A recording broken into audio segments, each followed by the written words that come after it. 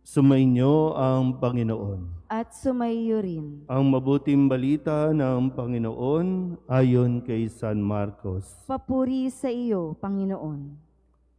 Noong panahong iyon, nakarating kay Haring Herodes ang balita tungkol kay Jesus, sapagkat bantog na ang kanyang pangalan. May nagsabi, siya'y si Juan Bautista, na muling binuhay, kaya nakagagawa siya ng mga himala. May nagsasabi naman, siya'y si Elias, siya'y propeta, katulad ng mga propeta noong una, anang iba pa.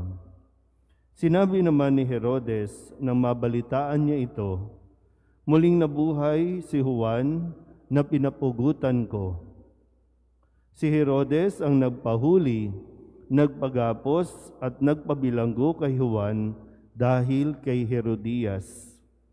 Ang babaeng ito'y asawa ni Felipe na kapatid ni Herodes, ngunit kinakasama niya. Laging sinasabi sa kanya ni Juan, hindi matuwid na kunin ninyo ang asawa ng inyong kapatid. Kaya't si Herodias ay nagkimkim ng galit kay Juan. Hinangad niyang ipapatay ito, ngunit hindi niya magawa, sapagkat natatakot si Herodes kay Juan. Alam niyang ito'y taong matuwid at banal, kaya't ipinagsasanggalang niya. Gustong-gusto niyang makinig kay Juan, bagamat labis siyang nababagabag sa mga sinasabi nito.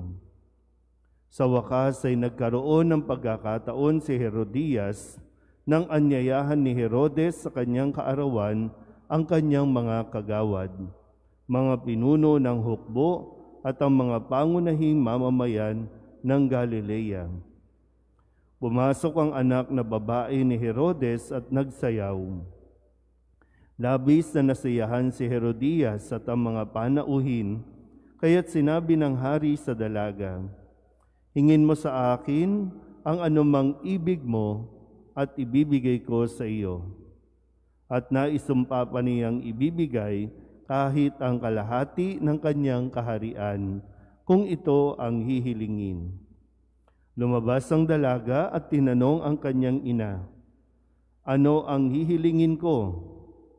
Ang ulo ni Juan Bautista, sagot ng ina. Dali-daling nagbalik ang dalaga sa kinaroroonan ng hari. Ang ibig ko po'y ibigay ninyo sa akin ngayon din, sa isang pinggan, ang ulo ni Juan Bautista, sabi niya. Labis na nalungkot ang hari, ngunit dahil sa kanyang sumpa na narinig ng kanyang mga panauhin, hindi niya matanggihan ang dalaga. Kaagad niyang iniutos sa isang bantay na dalhin sa kanya ang ulo ni Juan. Sumunod ang bantay at pinugutan si Juan sa bilangguan. Inilagay ang ulo sa isang pinggan at ibinigay sa dalaga. Ibinigay naman iyon ng dalaga sa kanyang ina. Nang mabalitaan ito ng mga alagad ni Juan, kinuha nila ang kanyang bangkay at inilibing. Ang mabuting balita ng Panginoon. Pinupuri ka namin, Panginoong Hesukristo. Isang magandang umaga po sa inyong lahat. Magandang umaga po. Ngayon po ay Biyernes, unang Biyernes para sa buwan ng Pebrero sa ika-4 na linggo ng karaniwang panahon. At muli sa ating Ebanghelyo, bagamat ito ay mahabang kwento, pero ito po ay nagpapaalala sa atin na matuto tayong manindigan sa kung ano ang katotohanan. Ipaglaban kung ano ang tama at mabuti ayon sa itinuturo sa atin ni Jesus. Manindigan sa katotohanan. Sa unang pagbasa sa sulat sa mga Hebreo, ipinaalala dito na sa mga mag-asawa, dapat manatiling tapat sa isa't isa. Kaya nga kung mag-aasawa at magpapakasal, magkukumit sa isa't isa. Bagamat sa realidad, mayroong sa mga mag-asawa, yung isa bumigay. Yung isa hindi naging matatag. Pero sa umpisa pa lang, nang sila ay ikasal, pinaalalahanan na sila na dapat silang maging tapat sa isa't isa. Hindi natatapos sa kasal ang mga pagsubok na kailangan nilang harapin. Kaya nga sa Ebanghelyo, ito din yung isang issue na nais ituwid ni Juan Bautista tungkol dito kay Herodes at kay Herodias. Ang kanilang pagsasama ay hindi nararapat. Pakikiapid ang kanila pong ginagawa at ang nakadagdag pa sa matinding kasalanan ay mismong asawa ng kapatid ni Herodes ang kanyang kinakasama. Pero yun nga po, no? Isang paalala din ito sa atin na huwag tayong matakot, manindigan sa katotohanan. Si Juan Bautista napugutan ng ulo dahil sa kanyang ipinakitang katatagan at katapangan. Hindi niya inaaway itong si Herodes at Herodias. Pero sa tingin nila, kontrabida si Juan Bautista sa kanyang pinagsasasabing paalala. Kaya nagalit o nagkimkim ng galit si Herodias kasi pakiramdam niya nangingialam ito o kaya naman sadyang dahil parang nag-iingay si Juan Bautista. Pero ito ay paalala lamang sa kanila. Ngayon, sa atin, nakakalungkot na katotohanan, marami sa atin palasimba, nagro-rosaryo, nagnunubina, mga taong simbahan, pero kumukonsinti sa mga opisyales ng gobyerno sa ganitong pamumuhay.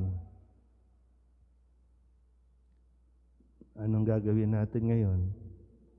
Kasi hindi tayo, mahalaga ang ginagampanan ng mga taong sa gobyerno. Sila ay inatasan, inilagayan ng Diyos para pamahalaan ang bawat bayan. Para nang sa ganon, ang buong mundo ay mas maging maayos. Pero ano ang nangyayari? Sa kasalukuyan, marami tayong opisyales ng gobyerno ang sila mismo dahil sa kanilang maling pamumuhay at pagsasama na salungat sa kautusan na natutunan natin, sila mismo ang gumagawa ng lusot, gumagawa ng batas para malusutan ang kanilang mga maling ginagawa. Ang mga pabor sa divorce, sila ang may problema sa kanilang buhay may asawa. Ang mga pabor sa abortion, sila ang may problema sa kanilang pagkakaroon ng anak. Pero kaya sabi ko, tayo ba mga taga-simbahan, mga nagsiserve sa simbahan, ano ang ginagawa natin? Pinipili pa natin, ibinoboto pa natin. At kapag naririyan sila, magpapapicture ka pa. So, ito yung pinapaalala sa atin, ha? Matuto tayong manindigan. Hindi natin sila hinuhusgahan, pero hindi dapat kinukonsinti. Kaya tuloy, tayo mismo nag-aaway-away sa loob ng simbahan. Hindi tayo ang magkakalaban, hindi tayo dapat naglalaban-laban, kundi ang dapat nagtutulungan tayo para makapili tayo kung sino ang masigin na nararapat na maglingkod dahil ang ating pinipili ay nagkakaroon ng malaking epekto sa buhay ng bawat pamilya. Yung mga criteria, no? pinag-iisipan natin, pinagninilayan natin, ano ba ang kanilang mga, nung siguro nakalipas na araw, no? Kasi ngayon, nanonood din po ako ng mga candidates, no? Yung mga interview, mga tanong, at kung ano yung kanilang mga plataforma, ano ang gagawin nila pagdating ng, pag sila na ang naluklok. Sabi ko, itong kandidatong ito mukhang bago, mukhang sana mabigyan ng pagkakataon. Nililista ko, itong pangalan na ito. Kaso nung marinig ko na yung kanyang prinsipyo na dapat payagan ng abortion, X. Kayo ba nag-iisip? Mag-isip na mabuti. Huwag puro pera. Huwag niyong hayaan yung mga tinatawag nating prinsipyo, palabra de honor, delikadesa. Alam pa ba natin yan? O madaling matabunan kapag binigyan ka na ng 1,000 ng isang politiko? Pero taong simbahan yan, madali pang maunawaan na, sige, yung mga nandyan sa may tinatawag nating laylayan ng lipunan, sige, kasi hindi naman sila nakakapakinig ng ganito mga paliwanag. Pero tayo, na mga taong simbahan, napapakinggan mo ito, tapos sa pera ka lang, mauuto kung sino ang pipiliin mo sa pagboto, mahiya ka naman. Mahiyaan naman tayo kapag umaharap tayo sa salamin na dahil sa ating kontribusyon para maluklok ang isang taong gagawa ng batas sa divorce, gagawa ng batas sa pagpatay, gagawa ng batas para makapanloko, mahiya ka sa sarili mo. Pero nawa, mas maging matatag tayo, mas manindigan tayo sa mga itinuturo sa atin ni Jesus. Sa itinuturo para sa isang mas maayos, matiwasay na pamumuhay. Amen.